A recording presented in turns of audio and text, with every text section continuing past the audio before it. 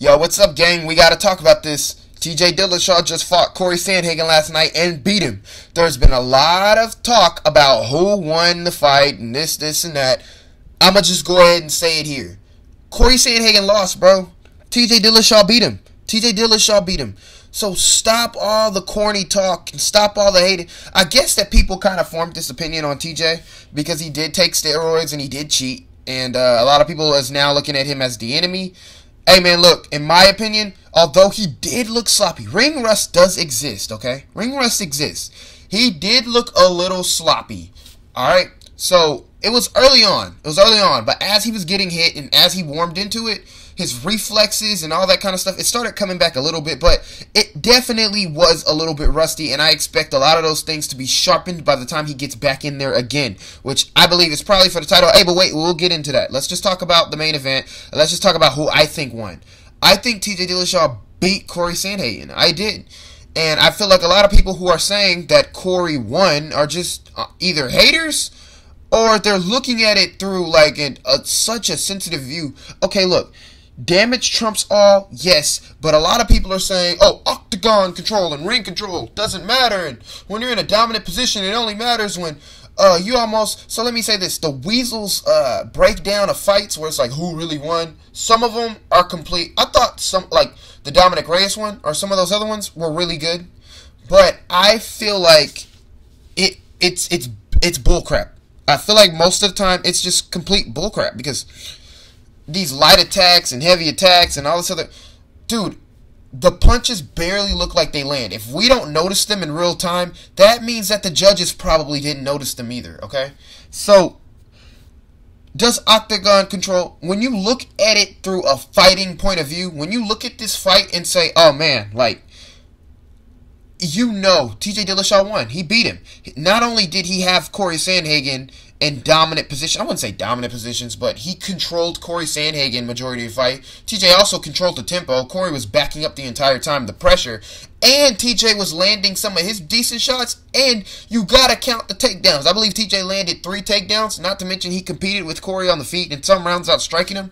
In my opinion, when I watched it, me and my girl, I literally watched it, and we both thought that TJ won 4-1 when I initially watched it. But I believe it was the second or third round, which was a swing round, and I believe that you could have gave it to Cory. But in my opinion, I thought Cory won the second round. When I first watched it, I thought he only won the second round. I thought maybe the fifth. I could give rounds 2 and 5 to Cory. That's it. 2 and 5. And 2 by the skin of my teeth, because I believe I think TJ won the 5th round, because I think Cory outstruck him, but TJ landed the heavier blows, and he got him down in that round. So actually TJ won the 5th round. So I could seriously only give the 2nd round to Cory in my book. But I know a lot of people think if you're outstriking the opponent for a majority of the time that you're winning the fight. Man, I'm going to say outstriking someone is just one aspect of the fight, man. One aspect of the fight. It's like if you're getting taken down for the majority of the time, but the moments that you're all on the feet, you are outstriking them, but the most of the round is you getting controlled against the cage or you getting clinched up. How do you think Kamaru Usman wins his fights, you know? It's like you can't look at it like that, you know? So TJ Dillashaw did beat Cory Sandhagen. He did beat him. And if you don't believe he beat him, go rewatch the fight, man. Just stop blowing up Twitter and stop blowing up Instagram with, oh, it's a highway robbery. It wasn't a robbery. Even if Cory would have won, it's like, in my opinion, then yes, that would have been a robbery. And I think a lot of people would have blew up even worse if they would have gave it to Cory. But it's just the fact that they gave it to TJ and it was a close fight. People are just going to start drama online for no reason, you know. So anyway, what's next for TJ and what's next for Cory? As for Cory, I've seen a lot of people were like Cory Sandhagen's overrated, and I was like, nah, man, you guys are just, once again, TJ haters. I guess they thought because TJ took 2 years off and he looked rusty in there that he was supposed to lose to Cory because of that. I thought if he was going to lose and he was going to come in looking rusty, he was probably going to get knocked out. Well, it was shown that Cory couldn't knock out TJ, so he lost, you know. As for Cory, who's next? Him versus Rob Font would be a banger. Him versus Rob Font. Make that fight. Absolutely make that fight. Cory Sandhagen, Rob Font, take my freaking money, dude. Take my money. I would love to watch that fight. TJ Dillashaw is fighting for a title. I don't think that he should accept any other fight but for the title. In my opinion, I said it. If he beats Cory Sandhagen, he deserves a title shot. He beat Cory Sandhagen. He absolutely deserves his title back. Why? Because he never lost it. Yes, he cheated, but he never lost it. Nobody was proven good enough to beat him yet. So, give him the fight against Petr Yan, strip Aljamain Sterling's goofy ass, and just make that undisputed title Yan versus TJ. Who wouldn't watch that fight?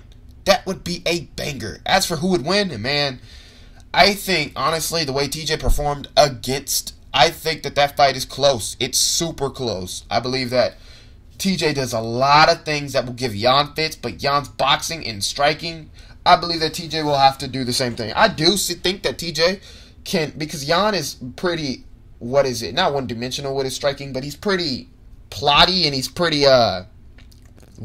whenever you back him up and you're throwing all these weird, different style of attacks at him like TJ does, he tends to get overwhelmed and he just shows up in a boxing. He's very boxing heavy, man. Almost his striking, he's very boxing heavy. So, what do you do when you fight a boxer? You do everything but box with him, you know? Throw a lot of kicks, use a lot of wrestling. That's how you fight a boxer. Clinch him up. That's how you fight a boxer. I believe that TJ has the kickboxing style, the striking style, to outstrike Yan, but I believe his bread and butter is to always mix up that wrestling with the striking. If he does that against Yan, he's giving himself the best chance to beat Yan. But just because you have those tools doesn't mean that you're going to win. Yan hits way harder than Cory Sandhagen, so I don't think that TJ could come in there with those slow reflexes like that and eat shots off Yan like that. So that fight is honestly 50-50, you guys. Honestly 50-50. As of right now, I'm going to ride high on the TJ wave. I think TJ can get his belt back if he fights the right fight. Because he just proven that he may not. I don't believe, because in my opinion, Cory Sandhagen lost to a lesser version of TJ. Only because the rust and the reflexes. And the fact that TJ is 35 years old. But prime TJ, I believe, wipes out this division, man. That fight just showed me. If TJ can get even close to the form that he was, I believe that we see a performance similar to the Barral performance, bro. I believe that he would wash Yan and Aljamain Sterling. I don't believe Aljamain Sterling's that dang good. I believe that he was getting whooped in those later rounds against Yan. But, you know, who knows? That guy makes me mad. But let's talk about this other fight, shall we? Because we talked about TJ enough. Oh, wait, no. I wanted to say this one last thing about TJ. So, TJ just came back off of a longer layoff than Conor has. Conor took a 2-year layoff after he fought Floyd Mayweather against Khabib, right? Now, I understand Khabib, Cory Sandhagen, probably 2 different skill levels and 2 different style of fighters for sure. But still, Khabib was the champion, and some considered him the #1 contender, and some considered Tony Ferguson the champion at the time. They believed that Tony Ferguson had done enough to be the champ, right? So, TJ just came off of 2 years off and fought 2.5 years off, right? And just beat the #1 contender. What does this say about Conor McGregor, right? Because a lot of people apply the same rule to Conor. We have to, right? Conor took a long layoff, and he came back, and he got handed L's. The bantamweight division is pretty stacked, too, so you can't just say, oh, the lightweight division. It is. The lightweight division is the best division in the world, but bantamweight is also stacked, and TJ just came back and beat. You're talking about a change of eras. A lot of people like to say, oh my gosh, the fighters are so much different since when Conor was active. TJ has been gone, and TJ just came in, and he just beat Cory Sandhagen. With the low calf kicks. Everybody like, low calf kicks? TJ never experienced low calf kicks. TJ landed more low calf kicks than Cory did. That's what really slowed Sandhagen down in the later rounds, was those kicks. So, what this shows me, there's 2 things that's different in TJ and Conor. TJ, when he sets his mind to things, he works absolutely hard for them. TJ is a hard worker, and he takes care of his body. I'm not saying that Conor doesn't do these things, but TJ not only takes care of his body, he is always in shape, and that was another thing I noticed, that he was a little gassy, but he pushed the pace anyway. TJ wants it more when he's in there. Not saying Conor quits, but I believe that TJ has a bigger heart than Conor and he wants it more. So then on top of that, TJ has also been as equally distracted as Conor. TJ has like 3 businesses right now, and he focused on those a lot and trained to fight Cory Sandhagen. Not on top of that, here's the big difference. TJ doesn't have anywhere close to the money Conor has. That just proves money changes the fighter, man. Okay, now we can move on. Let's talk about Maycee Barber for a second. So, we did have a bunch of good fights. We had Adrian Yanez beating, what's-his-face? Randy Costa, I think that's his name. Randy Costa did a good job early. A lot of movements, a lot of kicks. Once again, how do you fight a boxer? A fighter that's very boxing heavy? You do everything but just stand there and box with him, right? Randy Costa kept that jab on him, kept moving, and threw a bunch of kicks. And then gassed out in the second round. Adrian Yanez caught him, and that's it. This proves two things. One, Adrian Yanez has exceptional power for that 135-pound division. And 2, that Randy Costa gassed out. That's how it is. Randy Costa gassed out and gave up after he was hit hard with that body shot and hit to the face really hard. Hey, man, happens to the best of us. But anyway, the co-main event, what's his name? Kyler Phillips and, I forgot the name of the guy he fought. Fight of the night, though. Crazy battle. I'm not going to lie, I expected, a lot of people were bigging up Kyler Phillips. I expected a lot more out of him. But, you know, he lost, and that was a crazy fight. Fight of the night, 100%. Anyway, moving on. Now, let's talk about Maycee Barber. So, Maycee Barber is so weird. So, I believe that, what was it, a 2-fight losing streak that she was coming in here? Correct me if I'm wrong. It's either 2 or 3. I know for sure it's 2 at least, because I know she lost to Alexa Grasso, and the one before that she lost, I forgot the name of the girl, though. I'm sorry. I forgot who she fought, but I know she lost before Alexa Grasso. Damn. I don't remember. But, and, Maycee Barber came into this fight with a lot to lose, honestly. She needed to beat a Miranda Maverick. I also saw people thought that Miranda Maverick won. In my opinion, I thought it was a draw. I thought that second round was a 10-10 and Maycee clearly won the third. I thought, in my book, the second round 10-10 and the third round was 10-9 Maycee. So, 10-9 Miranda. Miranda definitely won the first round, in my opinion, because Maycee is just, she would be a good 5-round fighter. She is a slow starter, man. She is a slow starter. And I heard in the commentary booth that they were like, oh my gosh, I don't understand slow starts. And I kind of do. It's just some people, because I'm kind of like that. I'm kind of like that with things. I start off slow and end fast, you know. And so, with a lot of things, it's just a mental thing, you know. They take a little more time to figure the opponent out. And Maycee's biggest problem early is that she takes forever to find the range. She feints from a distance where it won't even matter. She feints so far away from her opponent and she moves around when she feints, it won't get a reaction out of the opponent because the opponent's like, she can't hit me from all the way back here. And she swings from way out of range and just misses. I mean, Miranda didn't even have to get out of the way of some of those strikes early because Maycee was just swinging and it's like she has no range control. That's what it is. She just can't find the target early.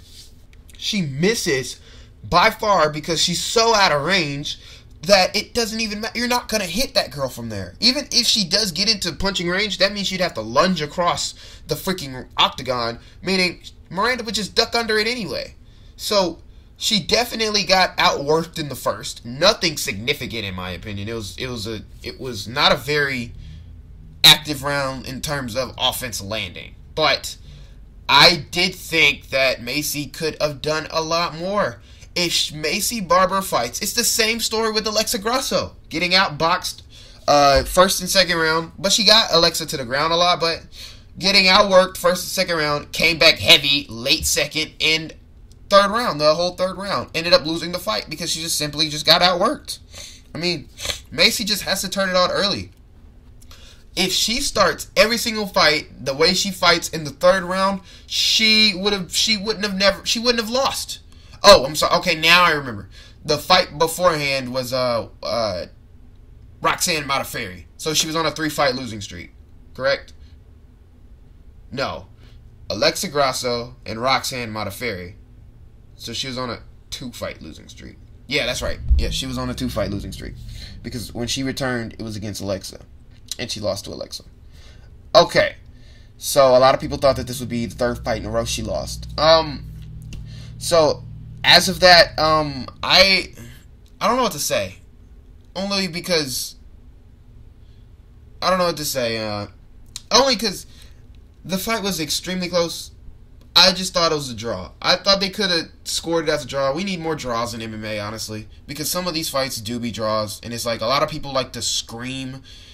Oh my gosh, robbery. Way I saw it, because I had to rewatch it.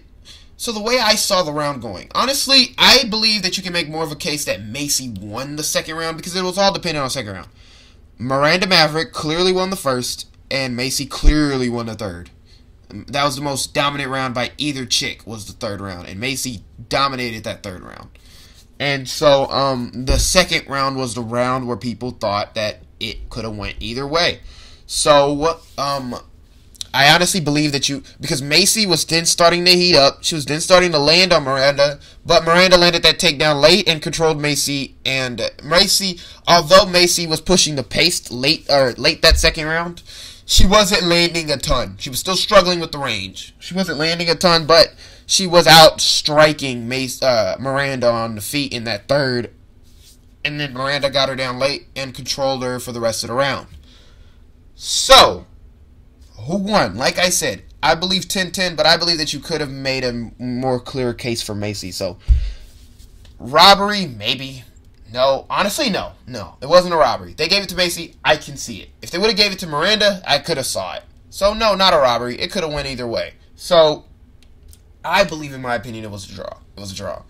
I believe 10-9 Miranda, 10-10 second, and 10-9 Maycee. So, anyway, I believe that sums up the podcast. Pretty short podcast. Not a lot to talk about, because I wouldn't say a whole lot. I know that bare-knuckle fighting thing happened. Paige Vanzant lost. Honestly, man, Paige Vanzant needs to just retire from MMA, bro. Actually, I wouldn't even say that, actually. She could keep doing her thing. With these fun fights. Maybe fight, I don't know, like an influencer. I don't That'd be kind of funny. Actually, don't stoop that low. But it's like, she makes a ton of money. Like, this fighting thing is clearly just a side gig to her. Her head isn't completely in it anymore, man. If her head was completely in it and she wanted to be world champion and she was hungry, she would have never left the UFC. She would have signed with another MMA promotion, you know. Paige Vanzant is just, man, her career took a weird turn. It took a weird turn, but so did Rachel Ostovich's.